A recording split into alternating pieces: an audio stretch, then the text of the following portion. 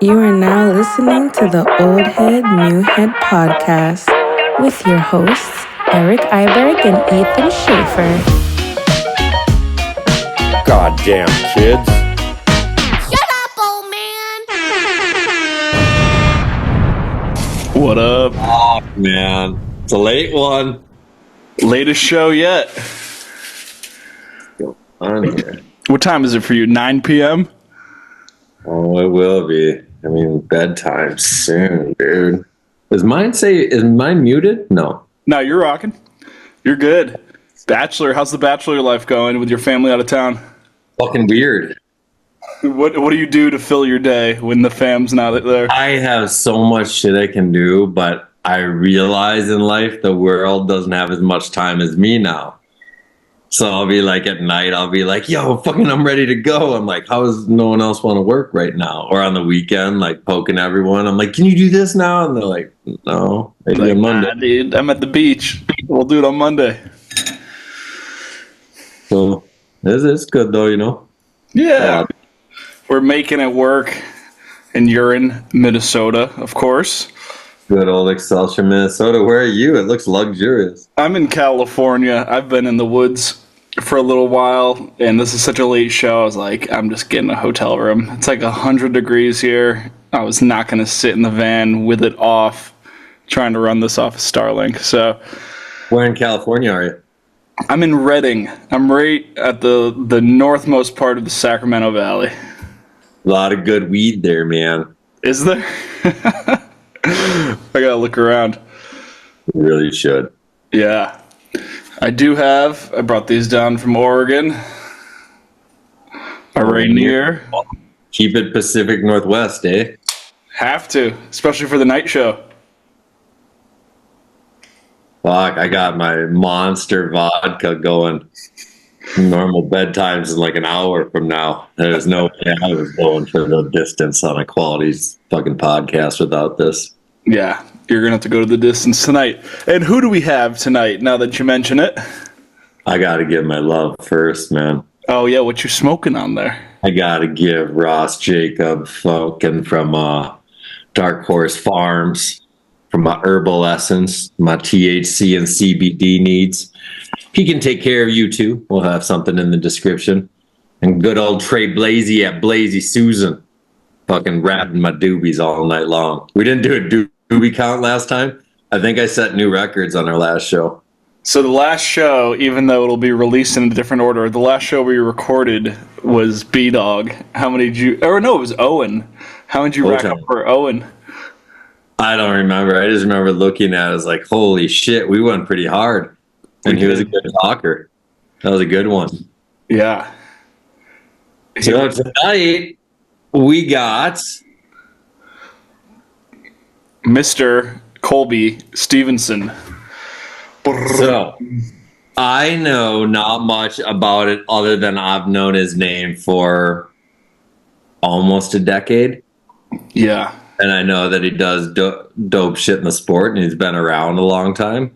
So I got a little lost on my research, tried to learn as much as I could, but I'm going to ask you as the new head, why the fuck is Colby dope? How do you see him in the sport? Like why is he dope? Yeah, I think he has a lot of the same traits as A-Hall. He's well-rounded. He does the videos, he does the comps, and it seemed like last season, it was like he was winning everything. He would go and win at X Games, win at Dew Tour, or at least podium. I don't remember his exact rankings. Then he would go and win Kings and Queens at Jackson Hole, and then he would go film and then put out a video part. And in the summer, he's active. Dude is just a machine. And there's rarely a comp where he's not on the podium, and he's filming, and he has a crazy backstory. So he's just an interesting guy from start to finish. So hopefully that comes. He's the only youth that I didn't know this, but when I was watching his shit, he's the only guy that's really going backcountry. Yeah, he's going major backcountry. Yeah, you know, not just jumping shit. So I think that's like what made me really be like, whoa. You know, you're not just like going and building a cheese wedge and practicing your big air slope style jump. You're you're skiing some shit. So that's it. I'm interested to hear his perspective on that, because that's what I know Alex Hall doesn't do, is ski lines like that, and I don't see anyone else in the younger generation that's a leader in the freestyle element going into the mountains. Yeah, A-Hall's definitely shot some backcountry stuff, but I don't know if it's to the extent that Colby has. Like Colby, I don't think it's the lines like I just watched Colby ski in the last couple of days. Yeah. Like, I don't think A-Hall does that kind of shit. We can ask. Colby will probably know, but I don't think he does. And maybe I'm disrespectful and rude right now, Alex. I'm sorry, but I don't know. I was pretty blown away what Colby posted up. Yeah, no, Colby's sick. I'm excited to talk to him and learn some more. I've never interviewed him on my podcast. Excuse me. So this will also be a first for me, sitting down with him for a while. So this will be good. Awesome. Let's send him an invite. Oh, here we go. Colby's joining. We're down to food. No more food for now. Yo, What up? Good how we evening. doing? How we doing, boys? Really well. Yourself? Super good, yeah. Just back home in Utah, staying busy. Dude, you look like you just got in a fight with an animal. Oh yeah, I was on a surf trip for like a month, and I haven't cut my hair for a few months, so just been zooting around, bro. Hell yeah. That's awesome. So sick. Colby, thanks for doing this tonight, man. Yeah, bro, for sure. Just for so you sure. know what you got yourself into. But the point of doing this is we call it the New Head Old Head podcast. I got a chance to sit on Ethan's podcast and do a two planker podcast earlier this year. And I was Nice. like, fuck, man, like I really don't get what's going on with the younger kids. You know, and I got to meet a bunch of people, and I can watch it from afar. I mean, I'm 44, you know, so I definitely know I'm an old person. Right. You know, so I was like, you know what could be really fun if we did a podcast together, called the New Head Old Head podcast, and 1 week do a young guy that's kind of a leader in the sport, and then the next week do a guy who dominated the sport. Right. And then when said and done, it's kind of for me to learn a little bit about what the younger guys are doing, what their goals are, see if we have some direction, and see because you guys are probably going to be around in another 10 years, you know, and then also talk to the That's a old cool guy, idea. because they created their own lane, so maybe people can learn from hearing their story and whatnot. So Dope. one of the fun conversation we'll have. Dope. I like it. That's a really good idea, and something we definitely need. We have a big difference in the generations, and the influence that's going around is a lot different these days. I will It's say, totally with different. the youngins. And the only reason we even kind of started the sport was because we thought people my age were old. You know, we're Yeah. man, they're so stupid. They don't fucking know what's going on with the sport. And I'm like, man, I do this shit 24 hours a day. All I do is ski stuff. So I'm like, man, I got to know everything again. And I got to know all this shit. So it's pretty fun, man. So that's what we're doing. Again, we'll go through all this shit, and I'll let Ethan take over the basic, and then we'll just get lost in random tangents. And how long do you have so we can look at the clock? We'll keep an eye on things. Just check. I don't know. It's all good. Yeah. Yeah, basically, Colby, I just wanted to introduce you and Iberg just because, he always, there's recurring themes on the show. People being well-rounded, people doing stuff with the opportunity they got, and I just see you everywhere, winning things, winning most things that you participate in, to be honest, and then just killing it in the video realm. So I thought you'd be a perfect candidate to just come on and spit some game and tell Iberg what's going on these days. Yeah, and I knew nothing about you going into it really, other than I knew your name for 10 years. Okay. You know, so that's what was super fun for me. And I was like, man, I didn't even realize you ski. You know, mountains. And and so I was like, holy shit, on top of everything. So that made it even more fun to try to figure out what the fuck you do and why you do it and all that stuff. So I was really grateful that Ethan brought up your name, because I kind of let him the young guys, and then I say, word, let me go learn about them. No, it's sick, man. I'm glad you're checking me out. Yeah. So let's jump into it, dude. Let's get the ball rolling. We always start at the beginning just to get a good framework for where everyone's at. So where are you from originally? I'm from New Hampshire, but I've been in Park City for 22 years, like since I was 4 years old. So my parents moved out here. They want to be in a mountain town close to the airport. They both work for the airlines. So Utah was the best bet for that. And yeah, man, that was kind of, I already knew how to ski, and then, was hitting the water ramps when I was 6, like learning backflips. Schlopey was teaching me how to back up on the tramp, and yeah, that winter I learned backflip on snow. And then, dude, you were going to water ramps already in like 2004 or 5? Yeah. Yo, did you ever see Matt Chinaki do 5 flips in 2004 at the water ramps? I can't remember that, but that sounds insane. I remember Tanner doing the switchbacky though. Really? That was like 2001 though. Did it? Yeah, that's when maybe I just saw the video, dude. I can't. Okay, remember. I'm like, you weren't there then. Yeah. No, that wasn't even 2001. That was 99. He got kicked out. No way. Yeah, because the best part about it was footage and propaganda in 2001. And that was footage from the first year he was at winter school, and he got kicked out because he did it. And we're like, that's just the illest forever. Let's put the opening shot 2 years later. That's so lit. So awesome. So you were there 04 at the water ramp. I water ramped all summer for eight years. What? So how do you get it? Were your parents into freestyle? Or how do you get into freestyle at Park City? I was on like the local ski team, and then we would ski like all mountain and stuff. And then I was just always boosting off like every jump I found, like ever since I was a Grom. Like I would always just jump off the balcony, like onto the couch. Like Ashley Pattersby was telling a story in yoga class just earlier today about how she babysit me, and I did a gainer off the loft onto my bed, and then she decided she never wanted to have kids after that. I was like, so do you have any siblings? No, I have an older brother, half brother. He's 42, lives in Vermont. Yep. So he wasn't part of this ski experience. He raced in college, and then but he was out of the house by the time I was growing up. So if you were already at the water ramps in like 04, 05, you had to have some serious influences as a little guy. For sure. Who was the shit for you in Park City? Like, your first influence. I mean, it was like Vinny Cash, Schlopey, Joss were all like, in the winter school above me. And of course, like T Hall and then 4x9, all the 4x9 boys came out, and Wallish rose to the scene. And yeah, just like, I was just growing up right, at the craziest time of everyone getting really good.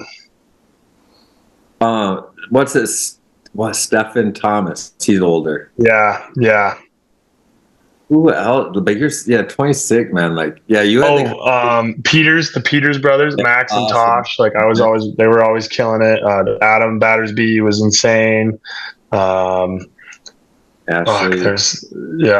I mean, we were all doing it, man. Full on. That was a pretty crazy place you got, because that was epicenter. Like, it left Mammoth after like the early 2000s, and then you were a kid, so had to be. And then when I was 8, I like ran X Games half pipe, and like I barely even like got above the lip, but I like watched the whole event right there, and then like crowd surfed with my boots on. What year was this, bro? I was 8 years old, so I was born in 97, so 2005. I remember a midget going down a half pipe. Yeah. And Chris O'Connell was like, dude, like, you want to get on Armada? I was like, fuck yeah, dude, let's go. So you got Armada skis that year? Yeah, I got Armadas. I was on Armadas for 10 or 8 years. Yeah. So as a Grom, you were sponsored? What's that? Yeah, from when I was 8 till I was 16, I was getting Armada skis. Dude, that's the whole Phil Cassabon story all over again, Iberg. This one's even crazier though. Yeah, because I think because he's in Park City and it's O'Connell. I mean, it's not crazier, but it's one that I didn't have a clue about. I didn't know the little kid that ran at X Games, O'Connell, hooked up. And then I don't think we even heard your name on the team until maybe like 2010 or something. Yeah, I mean, I never got a contract, but I was just getting free skis for a long time. I was sick. I was like pushing so hard to get a JJ and like a 165 because for like a kid ski, and they finally made it, and I was like probably 14, something like that, and it was like the JJ changed my fucking life, bro. Okay, so what do? You're water ramping, you're young, like are you doing contests right away? Are you the best right away? I mean, I had a really bad injury when I was like 8 or 9. I broke my heel in half, and so that put me back like a few years. I came up short at a jump at the UOP like in the winter, the 14 meter. It's like on the aerial hill, and they normally like has a chopped landing, but it was like groomed this night, and I was like first hit just like paced it by like a foot, and it was like icy like uphill, and I just broke my heel in half. And then I was gun shy for like 3 years, dude. I had no balls. I couldn't learn any tricks. Like was just spooked. And then, but then I just started doing a bunch of cork threes and shit and like wearing baggier clothes. And, when I finally got my confidence back, it was really good, full circle moment. Just like realized. So the first year you come back, your heels busted up. This is the year you go and run X Games as well? No, I was right. So I ran right before. Like maybe it was the season before. I think I was 9 when I broke my heel. I can't quite remember. Okay, so you're so and how'd you get the X Games thing? Did you know someone or were you a little protege? Yeah, I don't know. I was like, fuck, dude. I think Kerry Miller got me in there or something. I can't quite remember exactly how, but yeah, I was up in there.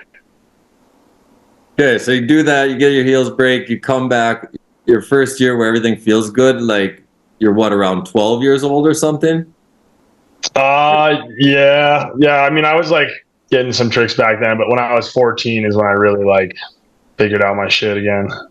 So what do you do as a 14-year-old in Park City for competition? Do you there's like rev tours. There's like lower level comps and there's like local comps, Colorado, USSA, USASA comps. And then, I don't know, just was skiing POW a lot every time it snowed. And like I had a snowmobile. I got a snowmobile when I was 13. I actually got my first like old beater. And then when I was 16, I bought a 2008 Ski-Doo. So I was like just going out solo a lot, just grinding on the sled. Like I knew that was what I wanted to get into.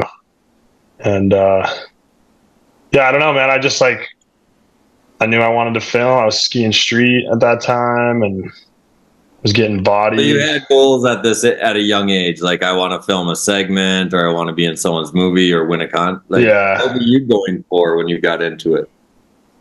I mean, I didn't have a backup plan. I just wanted to be a pro skier, and I think honestly, after I ran X Games when I was a little kid, I was just like, this is the sickest shit ever. Like, I just want to, do this.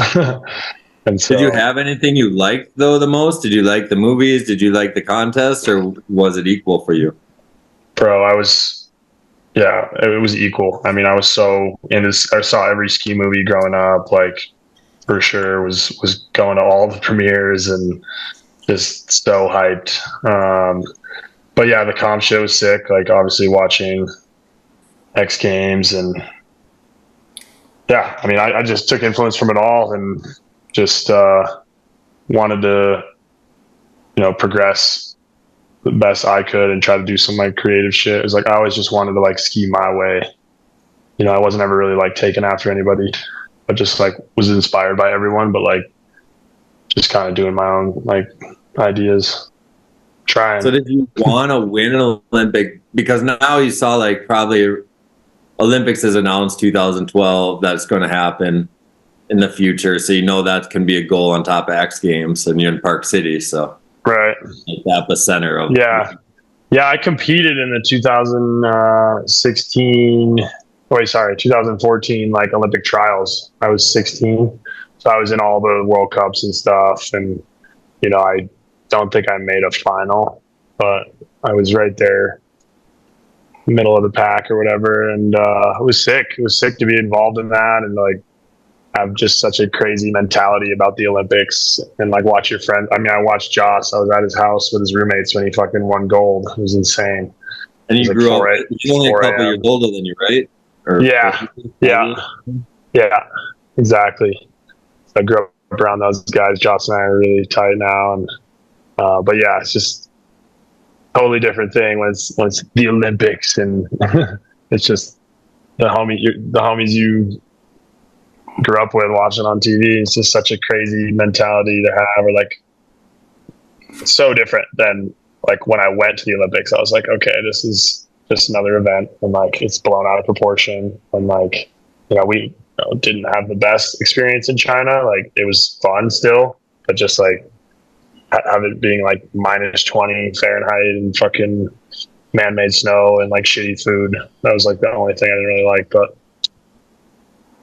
yeah, it was definitely like not our favorite event. And let's go, man. Get stuff. I'm super interested how you go from like a rev tour.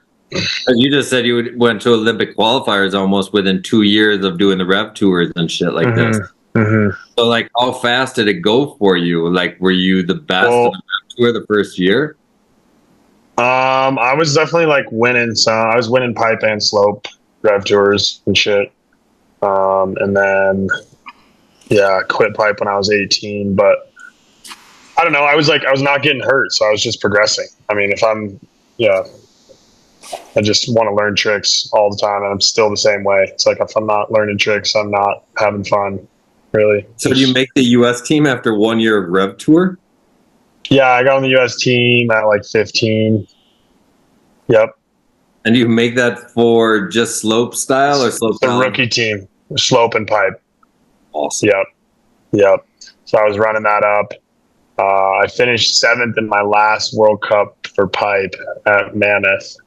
And you're 15. And I was 18 at the time. Okay. Yep. But yeah, I mean, I didn't have a like big World Cup result until I was like 19. It was after my car crash, and I like figured out a new mindset, and then just fucking was able to ski for the fun of it and not trip about doing well or making money or anything. And it's just, then I started winning shit. I got a question. I got a childhood question to slow things down. Because you're growing up around, like, dude, you literally grew up in probably the best time to ever be at Park City. That's insane. Yeah. And so who were you hanging out with? Like, were you just the Grom that was following around all of the best skiers of our generation? Or, like, did you have your own little crew that was, like, you? Oh, man, we had a crazy posse. Like my homie Andy Partridge, he's such a G. Like, he moved here from Florida. He was like my neighbor, and he was a snowboarder. And I was like, yo, dude, you got to come ski. And like, I think he was doing backflips like second day, and like then he just like got so good. He made a video when he was like 12. He was doing like switch cork 10 mutes and like right 9 blunts, and he was 12 years old. It was just like, what the fuck? Who is this kid? Freak. Anyway, yeah, so him and I, like, were always, like, if he learned a trick, I was like, I got to learn that trick. Like, it's like we were always feeding off each other. And, that was really good, and filming streets and stuff. And then, but yeah, we had, like, I mean, the local team here, there was at least 10 of us, like, ripping around together. Some people, like, went off, played lacrosse, and, my homie Carson Buchanan, he's so bummed now. He's like, you fucker, like, I should have kept skiing. I'm like, yeah, dude, what were you doing? Like, you were sick. But, dude, Park City had 3 parks, bro. It had Jonesy's up top, King's Crown, 3 Kings. Like, it was the dream. It was a golden years. And, like, looking back on it, just how lucky we were to have, and the Canyons Park was insane, too. So yeah, I mean, I was just hooked on the park skiing, and the role models were so good too. Like, you have the whole 4x9 crew, and just, like, everyone there was doing so much with their opportunity. Bro, when I can't remember how old I was, but I was like maybe 10, 11, 12, something like that. Wallace is teaching me how to like pretzel on a box on Payday Park. He's like showing me how to like grip and stuff. And we're just like hiking this box. And it was like right when he dropped his fucking super unknown and shit. Like just fond memories. Like what? Like it's so funny to think back on. And it was so big too. Like remember they had everyone's faces painted on the poles. Yeah. Like, that was sick. So ill. So you had like Ashley had one, Tana had one. I think Tom had one, but maybe it was the year before Tom had it. But those were cool, man. Like I'd never seen a resort do anything like that. No, that was really inspiring. So when did you start getting? So you had that early Armada hookup, but when did you start actually making money off of skiing? When I was 16. Yeah, I signed with K2 and Monster and Oakley. Yep. And what was your big reason that you were able to do that? Did you win everything that year, or did you have something that was epic, or how did it work? I was making like season edits and like winning, rev tours, and like I was on the US team. So I just had like, promising things, going forward for a 16-year-old. And then it actually worked out because who was it? It was my Armada rep. Can't remember the homie's name. Tyler. Fuck. Anyway, he was an Oakley rep too. So then I got on Oakley, and then K2 offered me $1,000, and I was like, "Yo, like Armada, can you give me $1,000?" And they were like, "Sorry, Finn Billis is calling me." And they said nah, and I was like, "All right, I guess I'm going to K2 now." But I need $1,000. Been a 10-year deal with K2 now. I fucking love those skis and working with those guys. And Poacher's definitely a really good ski. But anyway, I was 16. I was hyped to start making some money, and then I knew like I had to step up if I wanted to like make more money, like start winning shit. I knew like I had the skill to do it, but I was just kind of like overthinking it, like. Knew I had the winning run, but would just kind of get in my head about it. Or, like my mom was busting her ass to like pay for me to travel around. She's a flight attendant, like didn't make that much money. And my dad was paying her alimony. And so my dad was like, nah, I'm not paying for travel and shit. Like you can pay for it. So my mom just like put all that extra money into me. I mean, it was like probably like 10, 20 grand a year. I luckily had free flights growing up because my parents worked for United. I mean, I still have free flights. That's the luckiest part of my life, but fly standby everywhere. But just was like kind of getting in my head, man. Like just wanted to win so bad. It was kind of keeping me from being my best. And just had to have a reset, dude.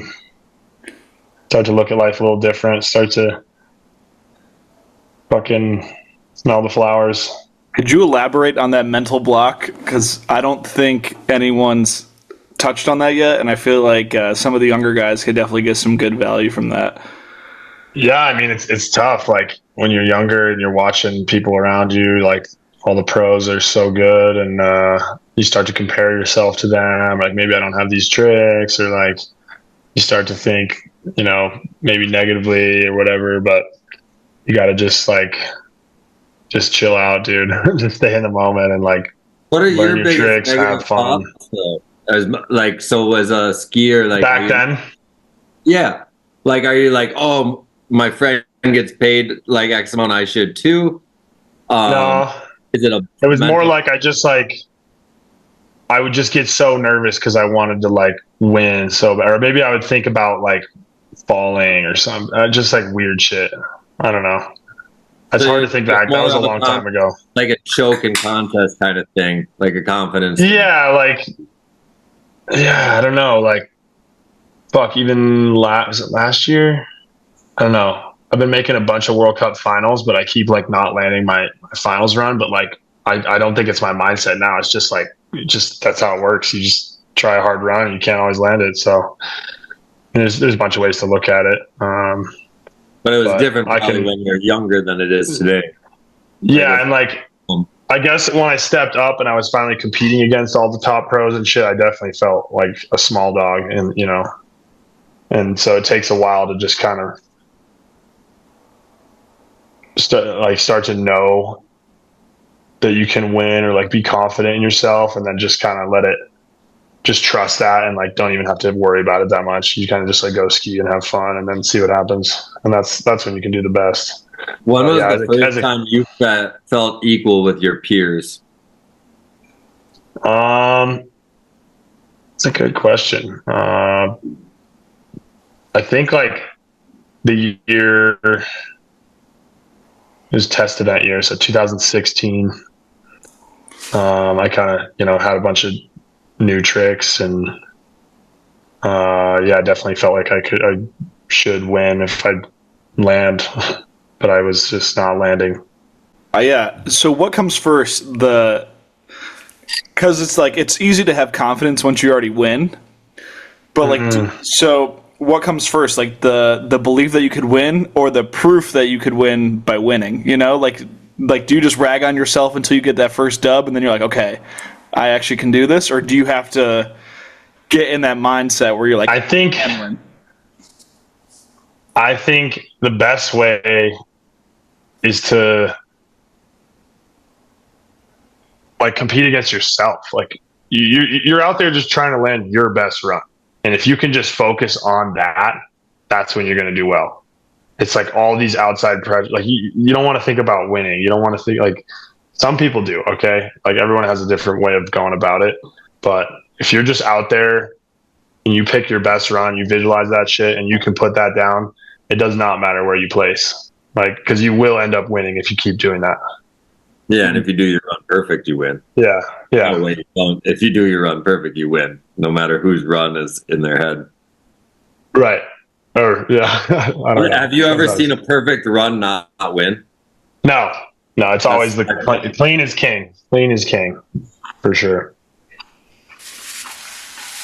Yeah. God, Ethan, I like how you dig a little. You got a little different surface questions than me. Yeah, well, it's just the mindset's crazy. Just because, I mean, Colby literally wins or podiums everything. So that's like why I want to get to the inner workings a little bit, because it's so like everyone echoes this. It's such a mental game. Like 99% of it's mental, because you guys are. This is the same for every sport. You get to the NFL, everyone's a great football player. You get to the highest level of skiing, everyone's a great skier that can pretty much do all the same tricks. But it's the mental game.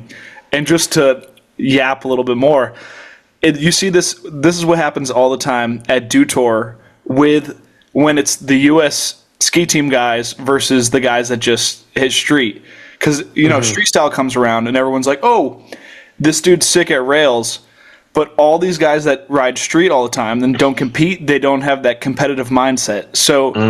So yeah, like Cal is really sick, and I mean Cal used to compete, so maybe that's a bad example. But like these guys that are really great on rails aren't used to being in that competitive mindset where it's like, shit, I need to lock in like right now for this run, and that's why the podium's the same as like the Olympics basically, because it's like you guys have that mindset that and that's the differentiating factor. Like everyone's got the same tricks pretty much. The more you compete, the comfier you are, and you just kind of like, if you could just ski like you're skiing, that's when you're going to do your best, because then you're not tripping.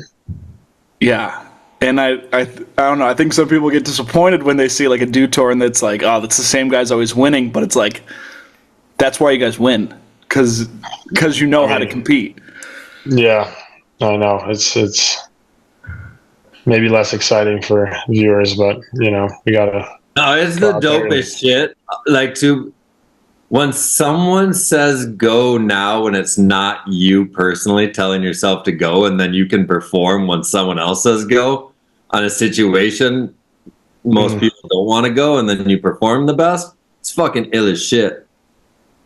So like if you're listening, insane.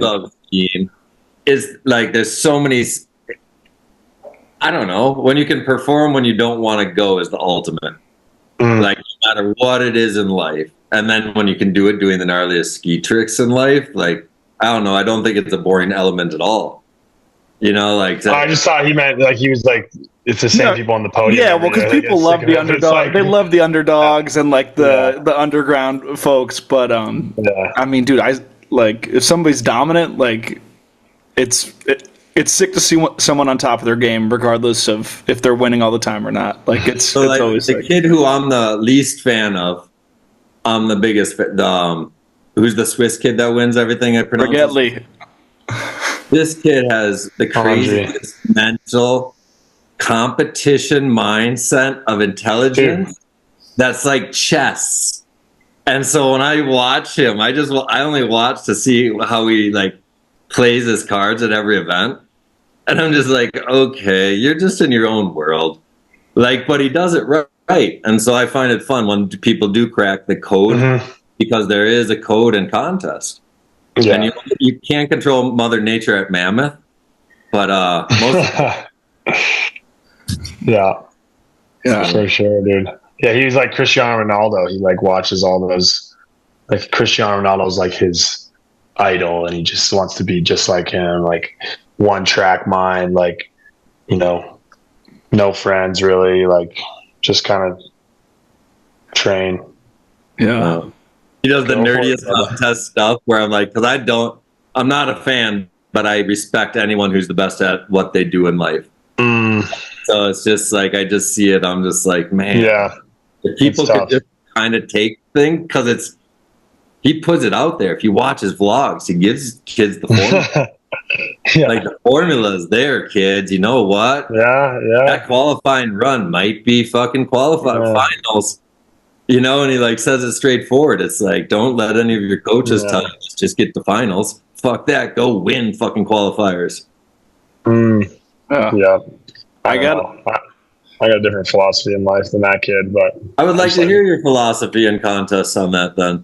Because I'm not in contests as much. I just like to enjoy my life. I'm not that psycho and like. I agree. Like that was crazy. My part on why I'm not a fan. Yeah. I'm only showing the respect of the contest level because I think it's a different mindset you guys have to have than go on a peak on a mountain or hit a jump. I mean, you're competing against yourself every time. Like if you can just focus and trust your skills, and you're going to do your best. I mean, I just throw music in and just zone out and just go for it.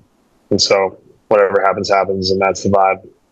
Do you watch other people's runs when you're competing, or do you just... I don't like to. I've too many times been like about to drop for my last run and like see me get bumped down or some shit, and I'm just like, oh, like instead of getting excited, I'm like, oh fuck, like.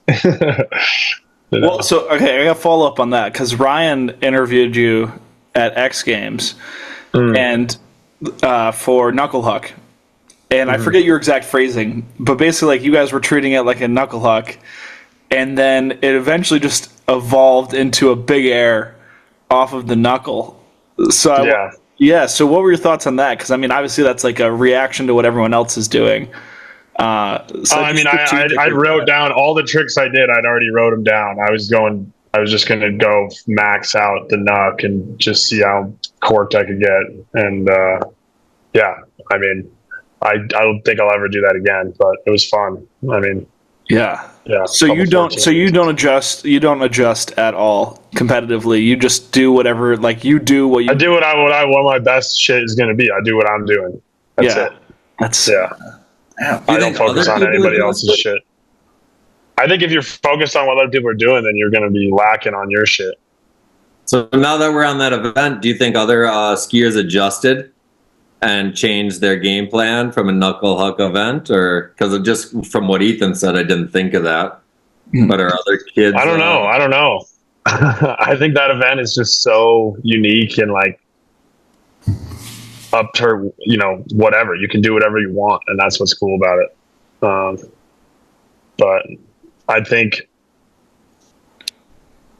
you'll see years where people do fucking switched up backflips like Jesper and win. Then you see years where it's like Dolo just doing a bunch of sick, long, buttery, like variety of shit, and that wins. Like it's just whoever's on. I don't know. Like, can that event last? Such a subjective event. I think they need to add more into it. I think they need to do like different like levels of knuckles, like maybe a rail in there, like go Kimbo style on them, and like put a fucking roller there, and like get it. I don't know, get it right. Like that knuckle is kind of bad. Like you have to go so big, and like it's like more impact than the fucking big air jump if you go that big. Oh yeah, sounds horrible. Yeah, I tweaked my knee pretty bad on the last hit. I was about 14. It was supposed to be a 16, and I just like opened up, landed a little backseat like in the tranny, like tweaked my knee. I was like, oh, word, whatever, worth it. Let's rewind, Ethan, because I think we gotta. I'm just Colby's so interesting to talk to, but we get off the rails. He definitely brings a different energy than some of the other guests. Like I like it though. Like high energy. Like yeah, you know your shit. It's cool. But yeah, we could do a little timeline. I don't mind. We got to go all over the place because this will be our shortest one. So like, I like that we just fucking jumped years and all that. So, well, this is what I want to ask you, because like you. Basically, like you came into skiing in the best possible landscape. Like you had the best riders around you at the best park at the time, and then you get hooked up by O'Connell on like some of the dopest skis ever, and then you get signed to the rookie team pretty quickly. Have you has there ever been a point in your ski career where you felt like you were really wanting for something, like whether that's like a sponsorship or a shot at a contest? Like, was there ever a time where you're sitting in your room, you're like, fuck, like if only I had this opportunity, I would do so much with it? Or did they all did the opportunities line themselves up at the pace that you would? I mean, the only one I can really think of is when X Games, like I got an invite in 2017, blew my shoulder out like 2 weeks before in the first Olympic qualifiers dew tour. I fucking exploded my shoulder, got the invite, couldn't go, didn't get invited the next year, was so pissed, bro. Like I think I wrote some emails and shit, and I was like, oh, you invited me last year, and then now like I've been injured and now I don't get an invite, like what's good, you know? Yeah. And then I got the invite in South 2020. Korea that year then? Did you go to that Olympics? No, I blew my shoulder out. No, okay. I tore my rotator cuffs off. So I got all fixed up, went to college, fucking 5 courses all winter, just watching the homies go in. It was hard, but it was good. Damn, so that was your third year on the US team, pretty much? Let's see, I was 20 years old then. So Pyeongchang, I was 20. So I've been on the team for 5 years. Fuck, man. Damn. Yeah, I was ready, dude. Oystein went with both Switch 14s. That's what I was going to do. But it was tough, but it was good. It was like, I wanted to win so bad at that dew tour that like, I didn't have the speed coming into the last jump, but it was like, you know, it was a winning run or podium run. And I like had 1 second to decide if I had the speed. And I just was like, fuck it, like switched 14 stale. And then I like got lost in the air. It was a cloudy day. I thought the sky was the ground and like opened up upside down and just like caught the knuckle, just fucking ripped my shoulder off, bro. Done. Jesus Christ. That's not fun. How long is your recovery on a rotator cuff? It's like 6 months, probably. Well, probably lucky you're not a baseball pitcher in that situation, eh? Yeah. They buttoned me up good though. It's great now. Yeah. Yeah, dude. Fuck, that was crazy. But that was the only season I missed in my career, which is crazy. Knock on wood. What year was you had a car accident, right? I saw this. Yeah. What year did this happen? That was in 2016, like right after West Coast Sessions, the last West Coast Sessions. Well, how old are you there? I was 18. Okay. Yeah. Would you mind telling the story of it? Just like I can tell you a little quick story of it.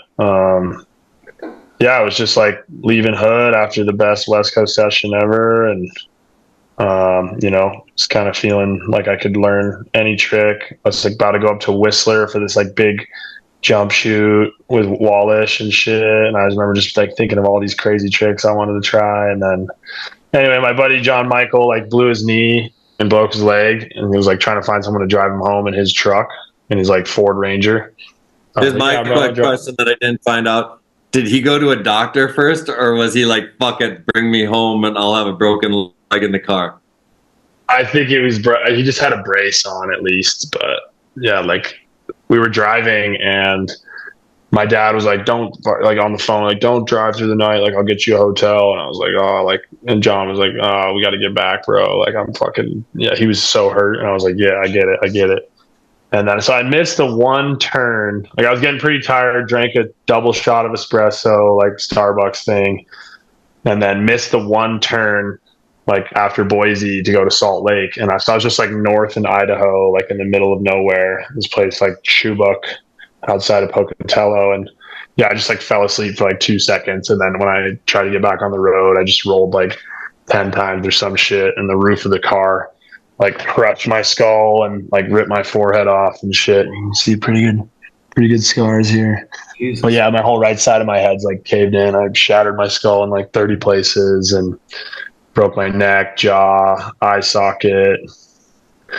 Yeah, I broke like, yeah, everything, ribs. It was sick. Yeah, it was. How long did it take you to recover? I survived it. Yeah. Like you said, you were skiing how long after?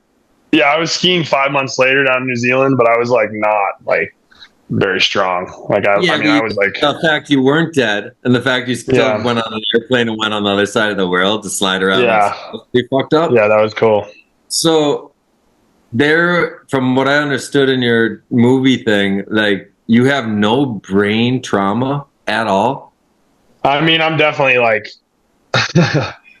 a little slower in some ways, but like nothing. So they said 0 brain damage, but it was a traumatic brain injury. So I had like, concussion symptoms, like, brain fog, memory loss. Like, I had troubles with decision making for a long time, and could you elaborate on that? I've never heard that as a symptom of someone hitting their head. What, decision making? Yeah, that's interesting. I don't know. I think it's just like you would just be stuck in the wrong part of my brain. Dude, like my mom would be like, "What do you want to eat?" Like, and I'd just be like, "I have no idea." Like, she'd give me 2 options, and I just like couldn't choose. I think I was just so like depressed and shit too that I just didn't care. Yeah. Do you have? Well, first of all, do you have any memory of the accident itself? I got some like trauma for sure, like deep down. Like sometimes I'll just like imagine a wreck and just be like imagine just getting all fucked up and like, but I don't remember it that well. No, but I was knocked out for like 5 minutes and then I woke up and like got out of the car, took a few steps, and then the ambulance came and like they were trying to strap me down and I was like fucking fighting them and shit, like throwing fists, and like it took 2.5 doses to put me down, and it's usually like half a dose of whatever, like the tranquilizer or whatever. Yeah. So you're just juiced up on it. I was just like, yeah. It probably looked like a fucking horror movie, dude. It was Terminator. Yeah. Like, did you ever have any like concussions previous to that? Yeah, some minor ones. And did you ever have any after? The minor ones. Okay. No, because I guess I asked this because the brain is like, to me, it's, I don't know, like Sarah died of it, CR died of it. Yeah, it's like, terrifying. I really see, like, it's terrifying. What's that? It's a scary thing, man. It's and fragile. so like, I just bring it up out of just like because I think it's beyond a big deal, like. Where sometimes, like, so I'm just curious where it plays in your life and in your career nowadays. Like, are you? Yeah, I mean, my head's pretty dialed now. I mean, I obviously don't want to hit my head. I have hit it a few times. I've been okay. I had one concussion where I was kind of repeating myself for like 30 minutes, which was scary. But then I was, back to normal programming after like a week. Like the headaches were like lasted a week. That was in December of not last year, the year before, but yeah. How did 3 weeks before X? Yeah, because I'm really curious about this, because you're 18 and like you're already changing so much at that point in your life. Everyone is. And but how, so I don't know how to, this is such a big topic, but like how did that change you? Because it must change your, like, how you view everything, right? Because you could have been dead at 18. Yeah. And so everything after that is basically like, New. this is like it's just a party, you know? Because you're like, oh shit, I could have been dead already, and now I'm I'm alive and healthy. That's exactly the vibe every day. Yeah. So Just like, how did that, like, I don't know if that is specifics, but like, how did that change your mindset going forward? Yeah. I mean, I basically got everything taken away. I thought I was done. I was like, I wish I'd died in the crash at times. Like, I was thinking so crazy. And was that just from the pain or the injuries, or like just the injuries and the fact that I was not going to ski the same again? Like, I had so much vertigo. I'd lay down and just start spinning like fucking tornado. So I was like, how am I going to go do a backy or something? Like, I'm done. And then anyway, but yeah, like every little thing I got back in life, like I just started to have a new appreciation for just the little things. And that's what trickled back into skiing, is like, I was just so grateful for like a hot shower. I mean, I've told this story so many times, but it was like a hot shower was the highlight of my day for fucking 2 months. Like, cause I was just like the only time I felt good, you know, I was like, and I was like thinking about people that didn't have that. And like through the recovery, like I was seeing people that were so incapacitated, like, you know, in the recovery centers and stuff. And I was like, damn, like I'm doing way better than that. Like I gotta quit being so bummed on myself. And then, I got back to biking and like just fucking watching the sunset. Like, and then I was like back on skis and I was like, all right, it's not over. Like, and then I really had something to prove. And the craziest part was I was my own, like, no one knew how I was going to recover, like how I felt or anything. Like doctors didn't tell me anything. There was no timeline. I just like went off how I felt the whole time. And so I've kind of just taken that, like, I still do that shit. Like I get hurt and I'll just like kind of chill for a week, see how I feel. You know, like fucking this year I nearly broke my neck in February on fucking Valentine's Day, dude. It was so gnarly. But they do injuries now feel like nothing? You're like, whatever, it's just something. This body's gonna heal. It's like it is like that a bit, which is kind of bad. And there's also another interesting thing with traumatic brain injuries that my stepdad was telling me about. Like, some people have no fear after, and like I definitely am like pretty numb, but like I always think of the worst possible thing that could happen before I go do something, and then like how to avoid it, you know what I mean? But then I'm like, when I'm dropping in, I'm like not that scared usually, which I like want to be scared, but I just don't feel it all the time. That's the way of the samurai. The way the samurais focus on the big thing, and then the small, like nothing really matters. Watch Ghost Dog. That sounds G. I want to. It's RZA and who's the guy with the lazy eye? Forrest Whitaker. It's like a movie from the early '90s. Sick. I want to ask you one more thing about mindset after the crash, because I think like near-death experiences just fascinate me so much. And like I literally just interviewed like a friend of mine that got in a crash after Mammoth last summer, and he survived. He's all good.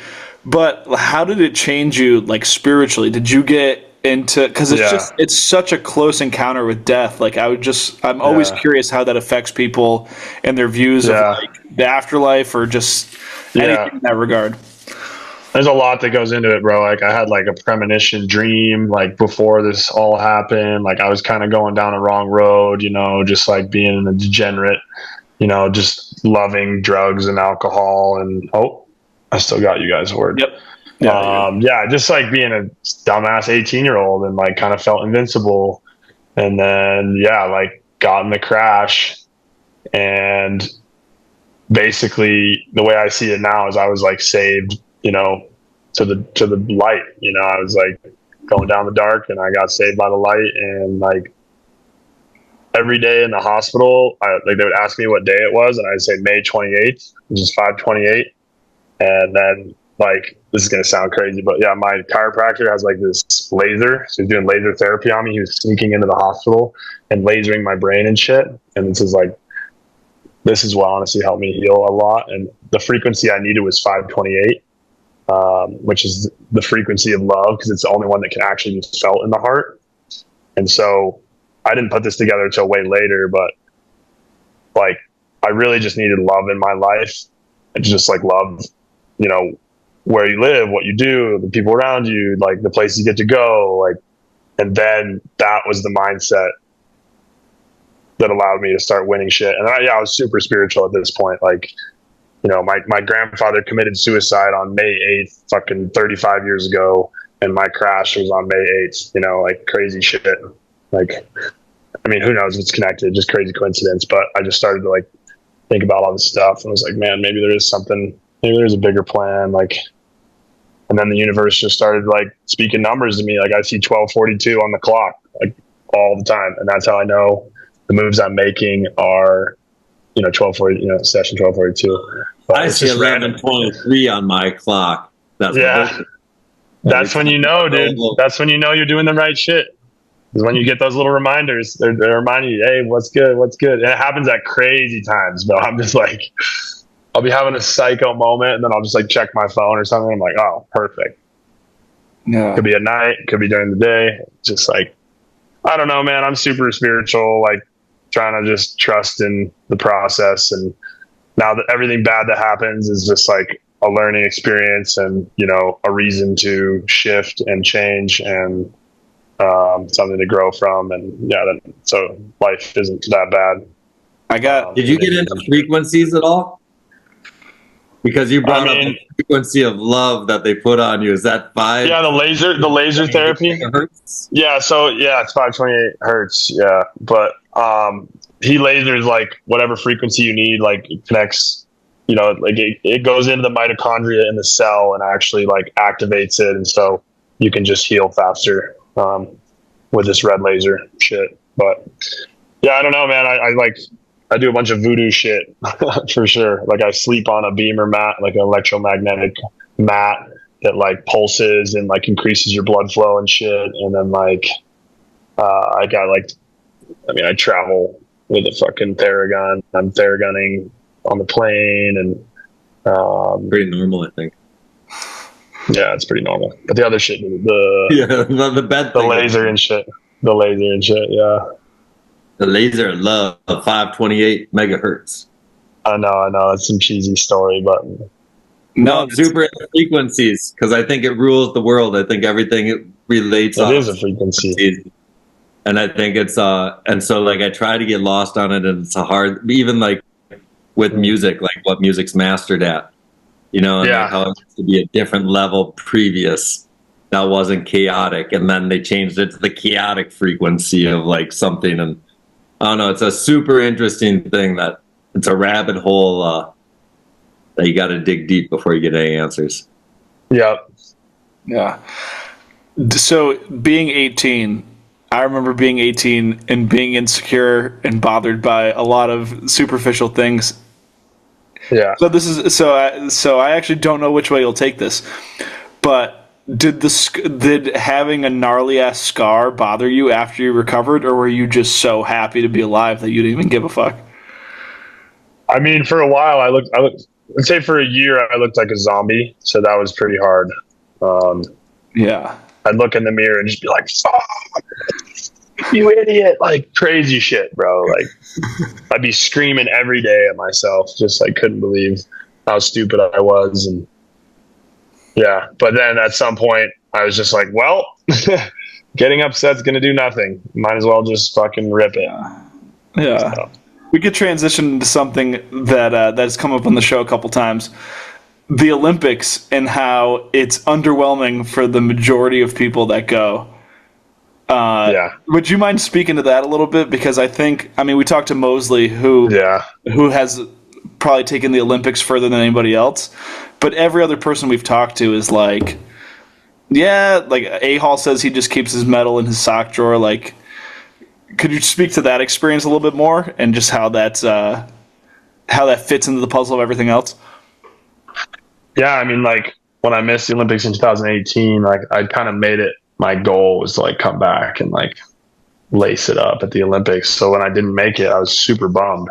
And then I started to realize, well, it's not smart to like make something so important when there's a good chance you fucking get hurt or don't go, you know. It's like so then 2022 I was just like, all right, like I was just taking a different mindset. Like if I go, I go, great. If not, all good. I'll just go film, whatever.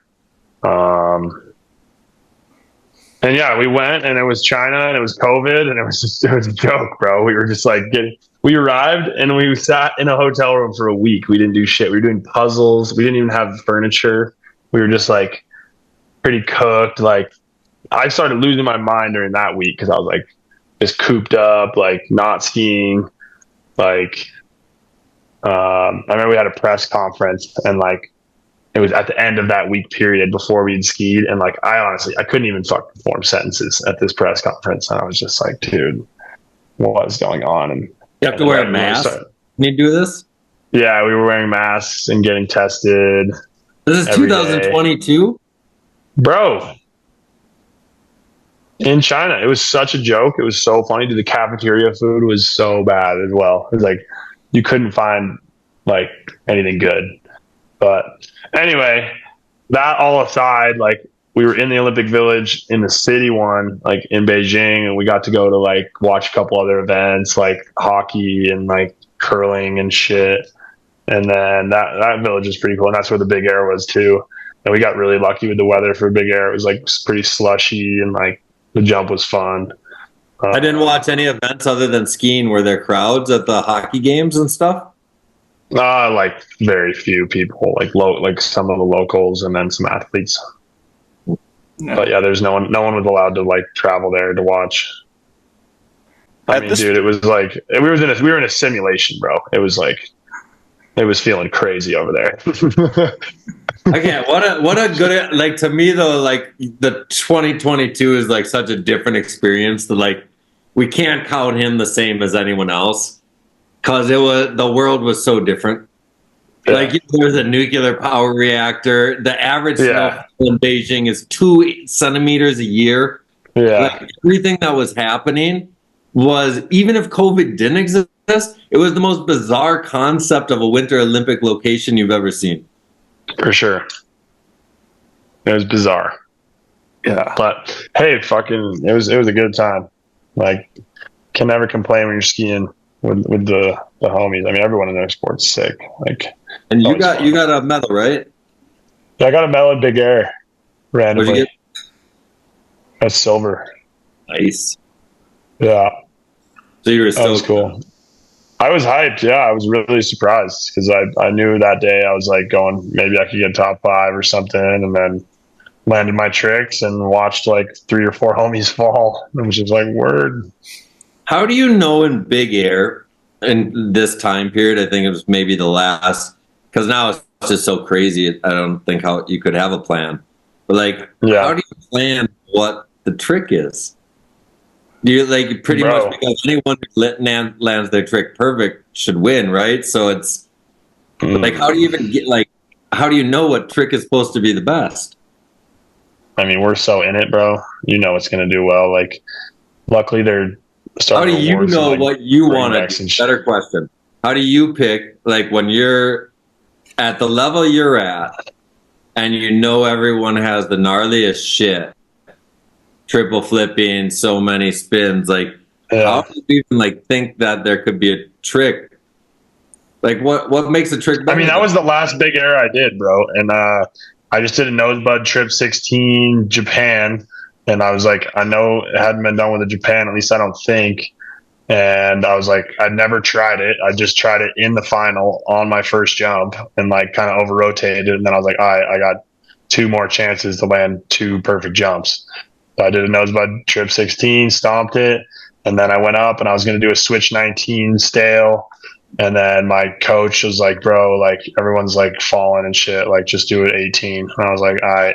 And so I just did a switch 18 and landed it clean. And then, yeah, but like, I would not have thought that my tricks would have gotten a silver medal, you know, with like how crazy people were going. But then no one really was like, everyone was feeling the pressure, you know? So as an Olympian, do you go into the Olympics knowing what your flight plan is and what tricks you're going to do before you go to the games? I think I knew I was going to do nose about 16, but like a slope style is like, you never know what you're going to do, bro. That's courses are always dictate kind of what creativity you're going to bring to it. I was thinking mostly just for big air because like it's such a baffling like contest to me because I'm like I'm out the game, bro. Yeah, it doesn't seem like something you could perfect unless you just were like, could you speak to the decision making for quitting big air? Because that's interesting. Yeah, dude.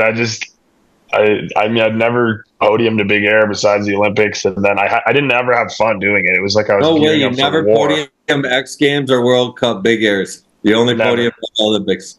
Yeah, and I'm done. I was out the game. But that's so. I like don't train those big tricks. So like the X Games right before that was like psycho. Like I did, you know, forward 19, switch 19, like fucking trip 16, like not blunt, but like toxic. And like, you know, I just wasn't having, it's cool to land that shit, but it's just like, it's not worth it to me. Like I could care less about one big air event when there's like a whole season. I mean, I'm shredding, like you said, like I want to go shred pow, dude. Like I want to go ski lines. I want to ride my snowmobile. I want to be healthy for the summer. I want to surf. I want to bike. I want to ride my dirt bike. I want to fucking golf. Like I just like, I care so much about the whole capacity of life at this point that I like could care less about like going and hucking my shit at a big air, you know? Mm-hmm.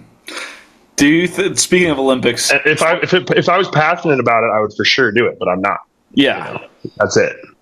And that's I love that about you. Like I love people that are just like fully rounded athletes that like just are fucking animals in everything they do.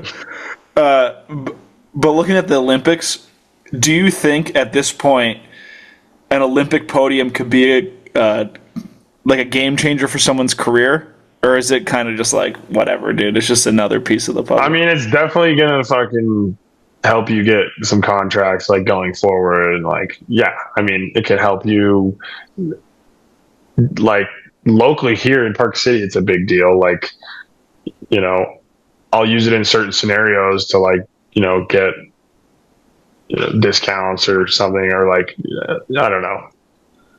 It's a selling point, but I think it's changed a lot. To your point, I think like it's not nearly what it used to be, at least in our sport. I mean, yeah, Mosley got a video game off of it. Like I didn't get any new sponsors after I got a medal, you know? Did you have any, what was your coolest experience that you got maybe because of the Olympic, let's say because of the Olympic medal, not because of the Olympics. What was the experience that came from a medal? I don't know, probably put it on my grandma's neck, bro. No way. Yeah. She was losing it, bro. It was sick. She actually just passed on 420. R.I.P. Ganny, but he was the most proud grandma. It was sick. He was so hyped. He'd go around to like her like card games and like book club and like just she'd like put it on at the villages in Florida, like just show it like that. I love that shit, you know? Like, yeah, that's cool. It seems like it matters more to the general public than it does. Like, I'm sure your sponsors weren't taking anything from you where you're like, hey, I have an Olympic medal. And your sponsor's like, I know what that means. Like, you're not getting any extra money out of us, dude. Yeah. But like the restaurant down the street is like, oh, you got a fucking medal? Of course you could have a reservation tonight. And it's Park City, home of the U.S. ski team. Like, where he is, it's probably the most important place if you're an Olympian. Like, if you're an Olympic medalist, like, it means the most in this community. Yeah, for sure. Maybe Lake Placid is a second. Mm-hmm. I did get to go on Ellen DeGeneres before the Olympics, which was pretty lit.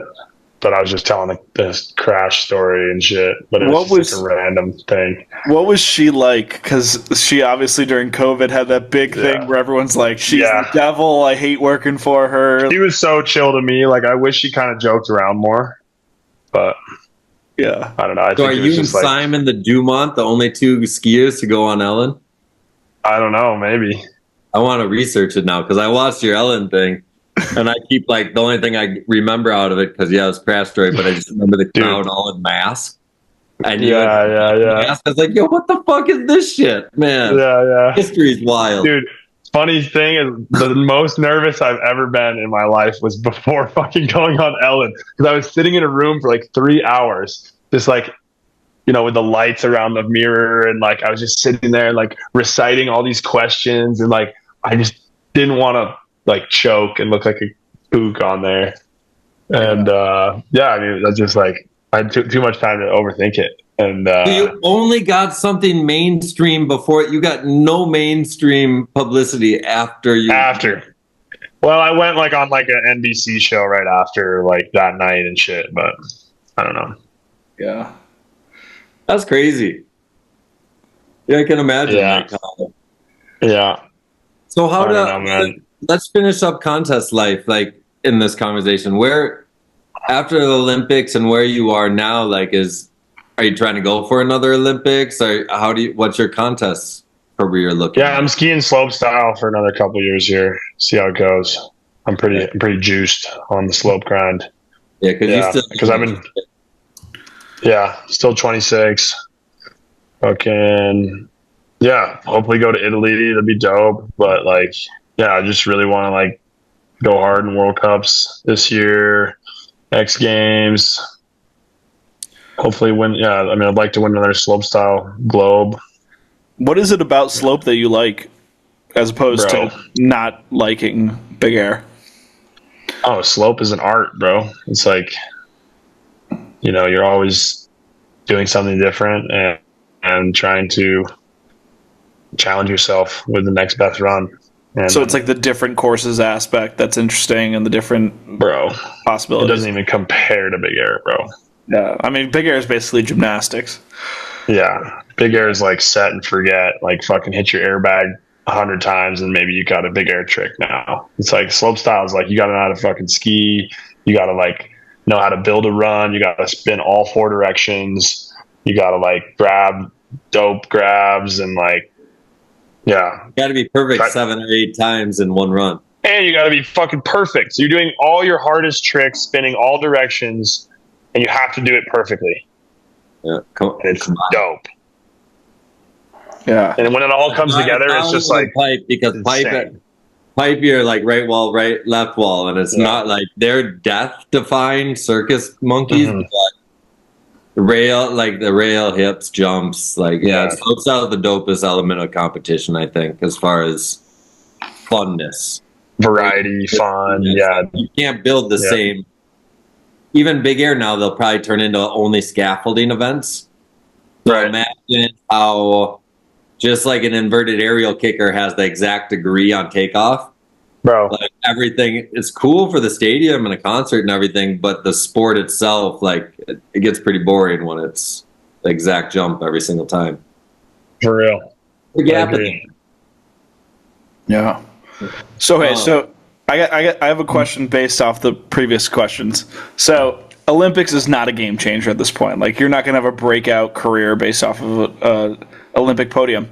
What do you think someone that's coming up, what's like a breakout achievement that they could have that like sets their career on the right course? You know, is it a great video part? Is it an X Games gold as a rookie? Like, what do you think? What do you think is like the most important factor right now for building a career in skiing?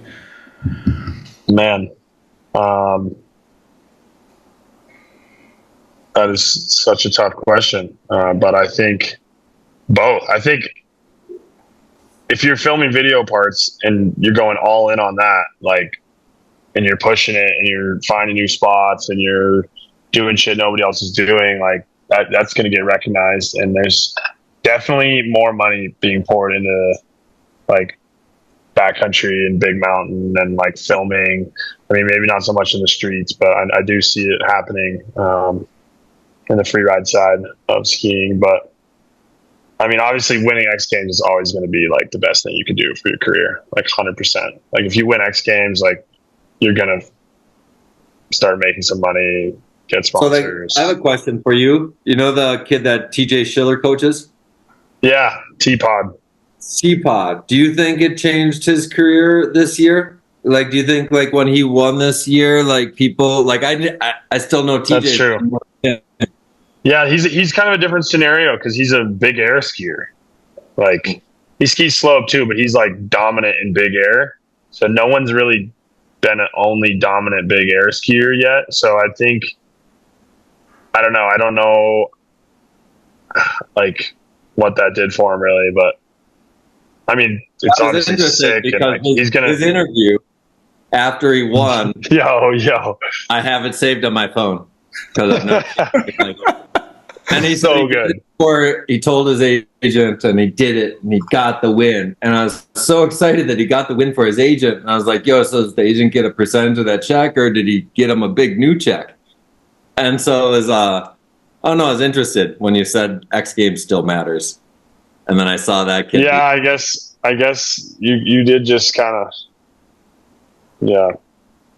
I don't know, man. I don't know what sponsors he's got or what that did for him, but I mean, it's always just something to add to the resume, right? It's like, but that's the thing is like, it's not just ever going to be one performance that, makes you successful. It's like, you got to just keep grinding. Yeah. All right, Berg, I can tell you this. I took the shuttle back to Aspen with T-Pod's agents. They seemed pretty happy that night. Nice. Like they Well, were. They got the best. He talked about them. He told the story. Man. I think they made out pretty good. About telling his agent that he was going to win a year before, and then he did it. That's so good. It's so good. It's so good. Yeah. So you mentioned something really interesting that we have not talked about at all on the show. So street skiing, everyone knows there's hardly any money in that, but there is money being dumped into big mountain, all mountain, backcountry, whatever you want to call it. I think. Yeah. So you're not seeing? Are you seeing any of that money, or like, are you just like? I'm only getting park. I'm getting my park money, dude. Yeah. Okay. Yeah. I'm like, yeah. I mean, I guess I don't know.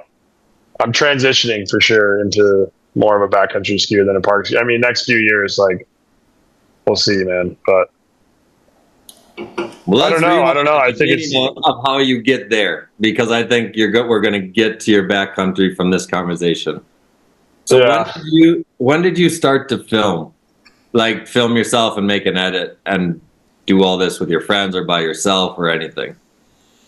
We were filming early on. I mean, I didn't film in the backcountry until I was like 16, probably.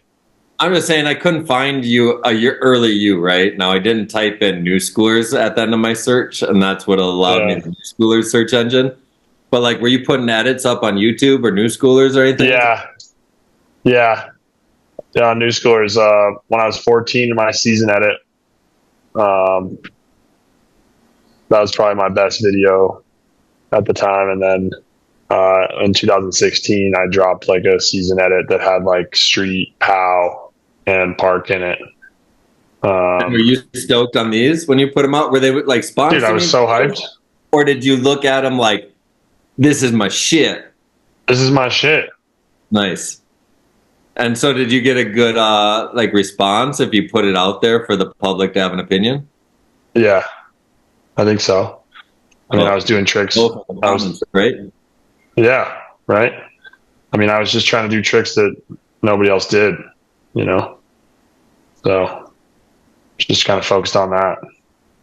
But, when you're doing that, do you have a friend that just wants to film and then you edit, or do you have a friend that like takes the whole reins and is like, yo, let me make something for you this year? How does that start for you? Yeah, our homie Oliver Hoblitzel moved out here. It was just in our friend group, and Andy and Dylan, Andy Partridge, Dylan Sondrup, and I were on K2, and we just started like filming in the street and like just making videos, and Oliver was sick with it, and he was cutting it up. But yeah, I was like, before that, I was just like, homies with GoPros and like fucking whatever we could. And yeah, just like editing on iMovie, like just fun shit. Did you have a favorite then- shot when you were like 16 in that edit? Because I'm gonna go track those down now after this thing. Like, did you have something that you killed and you're like, fuck yeah, I got this? Because it's a different mental than competing, right? Like when you actually get that you're filming. Yeah, there was like this one street spot that was like a huge rail on a wall, and I like transferred from that rail to like another rail that was like at a 90-degree angle from that, and stalled on it, and then I like ollied switch like 10 feet down onto like some big concrete stairs, and like tranny found and like 180 out. But I got so bodied like before I got the make. Like I slammed my like bad side of my head. Luckily I had a helmet on. I slammed my fucking crushed skull on a concrete stair. Like, this was after your injury. Dropped it. Yeah. Oh yeah.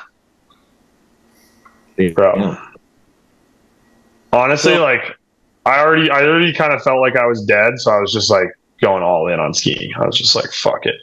So you're now, so this is what's fun for me, because now you're on the US team, coming back from an injury, you're pushing it like where you can get more hurt in filming. Because in contests, like, I mean, someone says go when necessarily you don't want to go if the weather's bad, but you still know how to push yourself for the conditions. But like, this is concrete and shit. So like, what's your goal now when you're filming? It's not a sponsor me video. Do you like, are you thinking like, I'd love to be in Level 1's movie. I want to make my own movie. I want to. No, it's just to show your shit, dude. That's all it is. No, I Just get out what here you're feeling, shredding. but, like, what do you like? Is there any kind of long-term goal? Like, because you see Good Company, right? Like you said, they filmed with you or something. Like, do you care about filming with anyone else other than yourself? Yeah, I mean, yeah, for sure. I mean, I'd be hyped to film with, you know, the crews, and like, you know, I randomly shot with Level 1 for Romance, like just 3 days, 3 jumps in 3 days, and got my best clips of the season. And then I made a video called Ignite, which was like definitely my kind of breakout backcountry vid. Yeah, I just put everything into it. Is that on the Monster? I think I watched. I was on Monster YouTube, I think. Yeah. But no, we posted on Slush. We posted on Slush YouTube. So was there when you got? So you did the Romance and the Ignite the same year? Well, I was filming for Ignite, and then Berman wanted to put my clips in the movie, and I was like, yeah, like for sure, but like, yeah, I want my clips for my video, you know, because I was filming for my video, and I was basically just helping McRae and them like build these jumps. And then he was like, yeah, I'll give you your shots. I was like, oh, sick. And then ended up getting those clips, and then he wanted to use them in the movie, and I was like, word, yeah, I mean, I don't mind. Oh yeah. So your sick. first major film project was a self project under Monster. Yeah. That's awesome. You know what I mean? Like most people are looking to have a segment with someone, and then you just created your own shit with a company, and you know, I don't know, it's pretty awesome. I haven't heard that. Thanks, man. Yeah. I mean, it was always just like us grinding with the sleds, just going out having fun. Like it was just like, I don't know, I want to go build some jumps and try to learn some tricks. It wasn't that deep.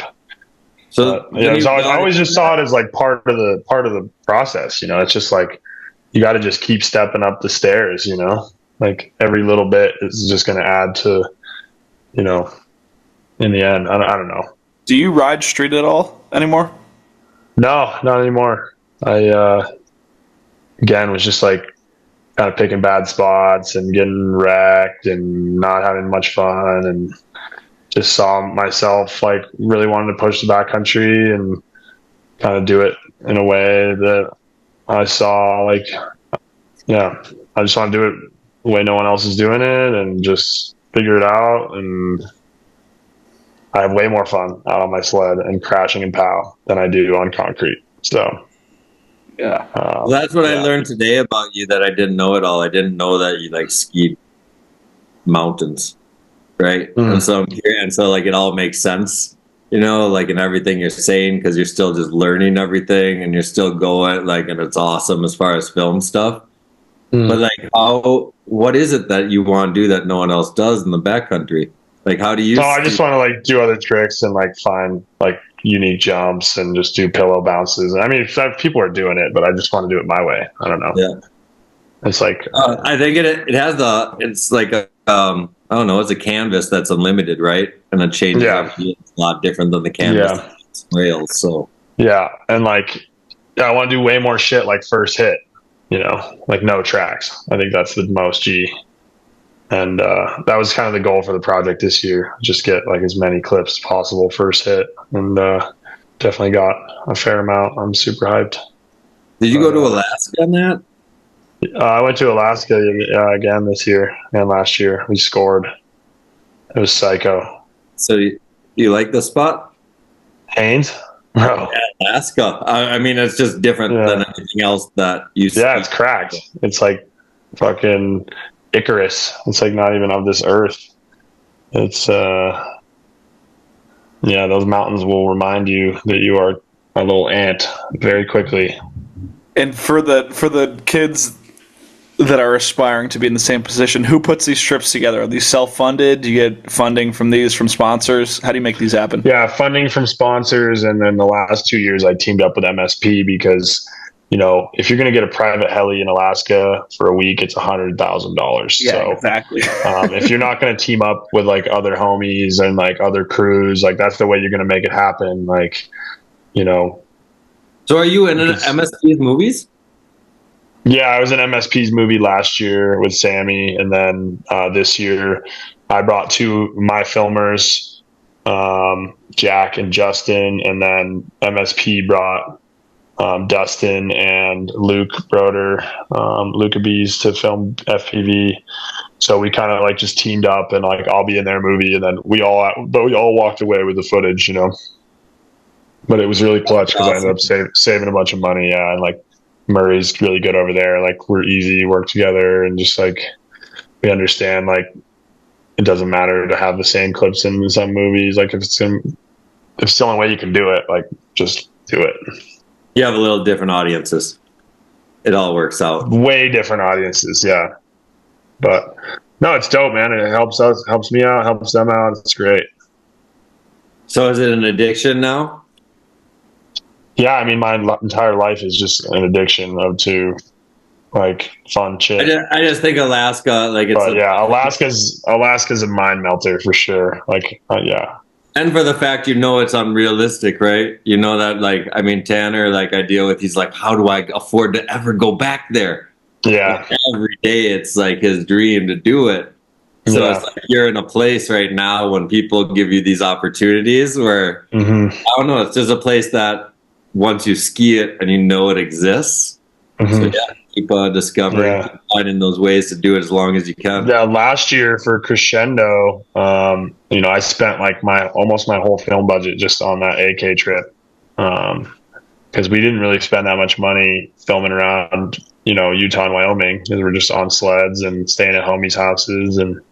But yeah, this year, like sponsors trusted me and like, all right, doing a solo project, my first like real solo project this year. And they gave me budget. And I was like, all right, I'm bringing my filmers up. And like, yeah, it was so good, man. This is your movie that's coming out this fall. Yeah. What's the name of that? Proof. Making up a word.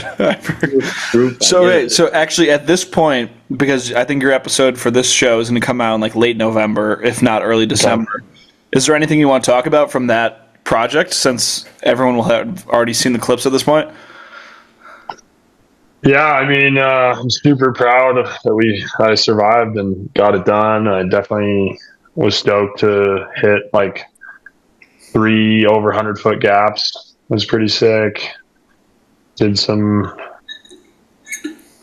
tricks I was really hyped on, like a bunch of switch landings, bunch of we got really lucky with the time that we did have. And yeah, I mean, on Valentine's Day, February 14, I found this gap and I came up like 5 feet short on Biosev blunt, landed on my ass and fucking whiplashed my head forward like this, like so hard, man. Like it was like 110 feet to just dead stop, and my head just went wham. And I laid there. I thought I broke my neck, and then I ended up just taking like 2 or 3 weeks off. pretty much 3 weeks off because the third week was in Saudi Arabia. We didn't see that much. But let's talk about that. Let's tangent quick. Then we'll get back to your movie. I can't talk for that much longer, guys. Honestly, oh man, I gotta get. Yeah, no, it's all good. I would love to talk about like Saudi Arabia and then future plans. Then we could let you free, but no one's told us about Saudi Arabia yet, so I'd love to hear about that. Yeah, I mean, it was a sick experience. I had so many movie questions for you. I could have went for a day, but we'll go to Saudi. I mean, we could do a part 2. I'm down with that if you guys are down. Yeah, we might as well. I can't do that. It's like I don't do this. I don't want to cut you short. Yeah, and if there's enough fun stuff to talk about, but yeah, let's set Saudi Arabia on this. Let's talk Saudi, dude. That shit's crazy. Yo, that Saudi money. No, I'm just kidding. Well, I want to know first of all, because what I found the most fun from where I sit in my life, I heard about it in like December. And then it was reality in January or something officially. Yeah. So that's saying, how the fuck you as an athlete, like, how does Saudi Arabia Big Air come into your life? Oh, I guess I did do another Big Air. Shit, look at me. No, it was just a money grab, bro. I was like, I didn't do many I don't know. I just wanted to go fucking show a new part of the world our sport and try to go win a big check, dude. Like, it sounded like fun. So how does it come about, though? Crew. Like, how do you... Oh, like Tanner set that shit up with, like, this other homie, and then I heard about it from Fabian Bosch, and then he was like, oh, yeah, Tanner's, like, fucking doing something for it. So I just hit up Tanner and was like, yo, what's good with this Saudi Arabia thing? And he just is like, oh, I'll send your email to the homie, like, and I got invited, like, right after that. And then it ended up working out so good for me because... I had those 2 weeks off before that because of my neck, and then I went there and we just like chilled for a few days and checked out the culture. Like, we got fed really well. Like, we didn't feel any of the like negative things that people were saying about it, you know? So did you have any negative repercussion? I know the French kids did. Well, I mean, people were like, who? Henrik in Sweden? No, Henrik. Not so much. They got a lot of shit, huh? They don't like the herbs. We just kind of like didn't talk about it, and it just kind of got swept under the rug, I think. So you didn't have any comments, any kind of repercussions? There was people like messaging me and shit, like saying crazy stuff. That you hated women? Yeah. And that I'm supporting a country that like decapitates homosexuals, and I'm just like a piece of shit, and I'm a sellout, and I was like, word. But so I heard last night, a person I talked to in Lebanon said it's happening again. Would you go if it happens again in February? I don't know. Only time will tell, brother. Did you get paid off that event? So we all split the prize money. No way. I don't know if I'm supposed to say that even, but that's so sick. So how much did everyone walk away with? 7. That's lit. So yeah. And we got $2,000 just for going. Dude, I'll go out there and say that event's sick, dude. Keep going. It was dope, dude. It was so dope. Because I know they're having women this year, and I want you to make an opinion on this. Like, if they got invited this year, like, was it a good experience? Would you say go do it?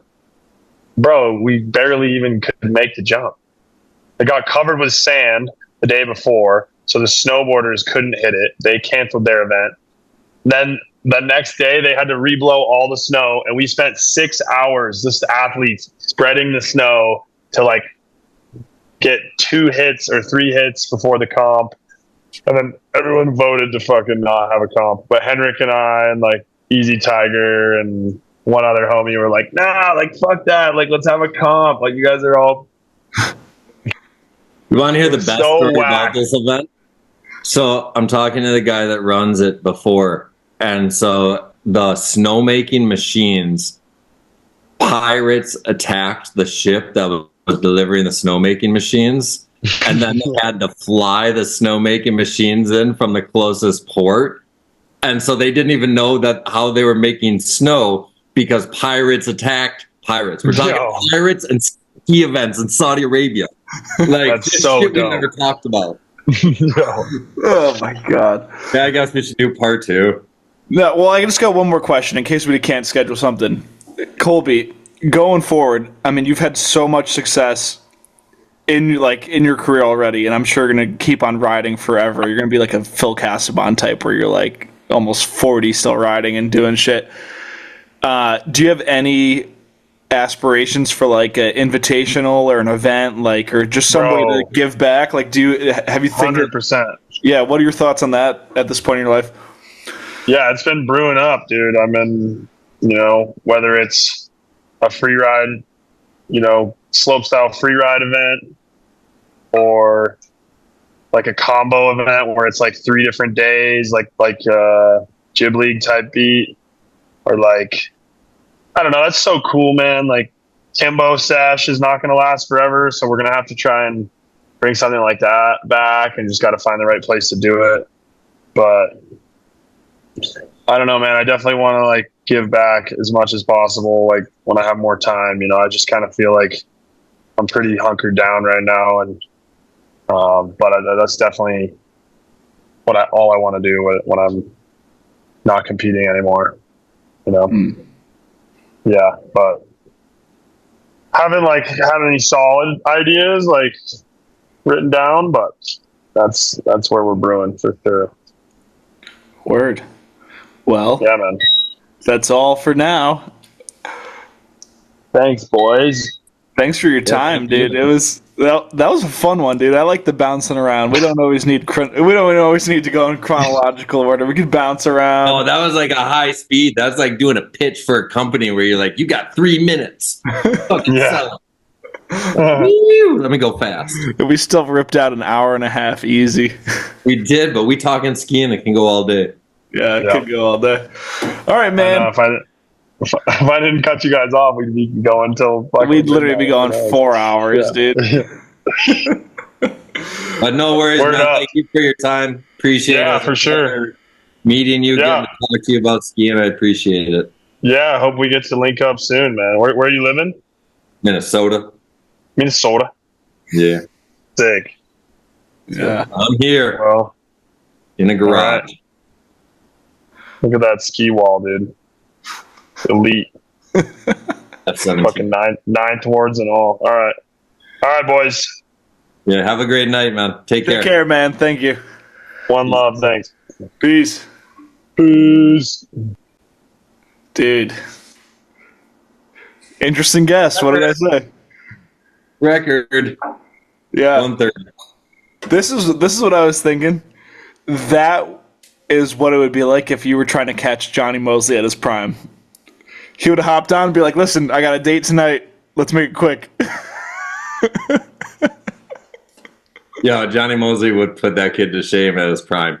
Yo, if you read his Outside Magazine article, he's like, well, the interviewer's with him. He's like calling up girl that the boss at the ski shop be like, I think you should give Tina the night off. She really needs to party with me. I'm a gold medalist. Yeah. I think he's got stories like that. Johnny Mosley was next level. I can't compare him to anyone else. Yeah, he was dope. But Colby was dope too. I really, even though it was a different format than we usually do, I really enjoyed that. He's so interesting, dude. He does a little bit of everything. Yeah, I just wish we could have gotten the big mountain stuff, because I know it's a different human being beast when a person goes there. Yeah. When I started seeing him do that stuff, I was just like, oh man. Because once you open that idea, like him in the mountains like that, it's I don't know, there's levels. Why is he over big air? Because there's a ceiling on it. Yeah. Slope style. Sooner or later, those landings are hard on the powder spine line that has all different things. And so it's really fun to see the evolution. And so I kind of see where he's going. And we haven't seen any of these contest kids touch the big mountain. Yeah. Because he's riding directional mountain skiing. And so to see that shit, I haven't seen any modern freestyle do directional big mountain skiing. Well, you might have a good insight on this because Tanner was talking about it for a while on interviews and then stopped because I think he just got not involved with it. But like that Free Ride World Tour, what were Tanner's thoughts? You know, because he had been in the same world that Colby was in. I think he loves it. It's fun. It's hard as shit because sometimes you just have to. But like, I don't think it's the format.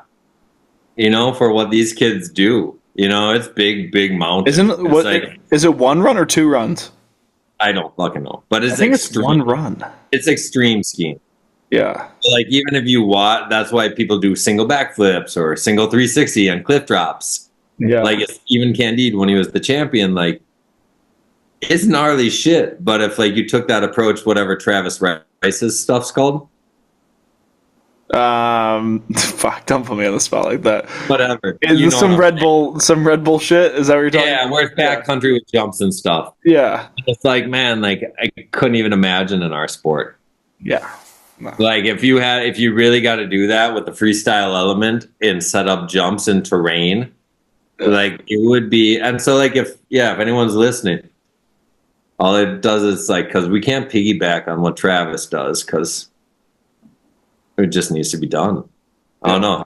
I've heard it for 15 years now. People talk about it because we had Red Bull line catcher. We had the K2 back 9. We had like all these different things that were dope as fuck that were close to it. And then they all disappear. But the generation we have right now in skiers would be ridiculous. We'll see. Yeah, I think that he's spot on with there being more money in all mountain because that's what the dudes, the weekend warriors living in Boston that drive up to Vermont and New Hampshire, they're not watching street videos. They're going to the Warren Miller premiere. They're going to the TGR premiere. Like they want to think. Well, what I think he was going to say is the idea of like creating content. Yeah. You know, and like being filming, not definitely big mountain, but like yes, not urban rails. But the idea of skiing, right? Yeah. So if you're skiing and then gathering that kind of content, like that's kind of the thing. Because like for sure, like, but you still have to be unique and different. Like, or hot. Yeah. So you got to eliminate the hot idea for us guys.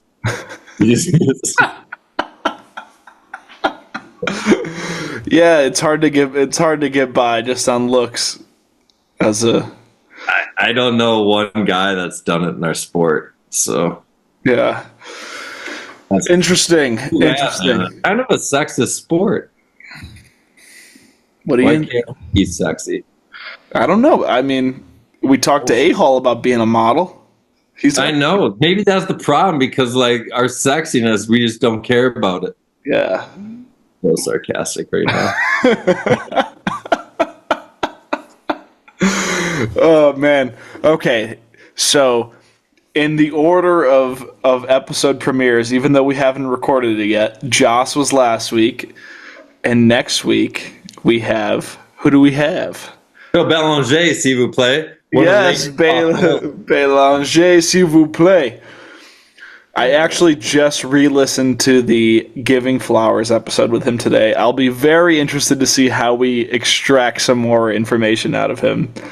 Because we can't just do the same thing. No, but that's why you're here. And oh, yeah. I'm going to be asking him about Fremont and Armada and all that shit. Yeah, but that one was just me praising him for like. I know. No, we got to get some. There's some questions unanswered for all that. Yeah, stuff. let's dig. I didn't ask questions. Those weren't interview kind of shows that we did with Giving. No, that was just hyping them up. Yeah, I was just saying this is how rad you are. You got time? We're gonna fucking break it down. We're gonna talk the tough business of owning a ski shop. Yeah, we're gonna talk the tough business of girlfriends in the sport. Oh, I didn't know that. Whoa, shit like this. Damn. Word. That was an awesome show. Give thanks, fucking Colby Stevenson. It was a pleasure. Word up. All right, everybody. See you next week. Peace. Peace.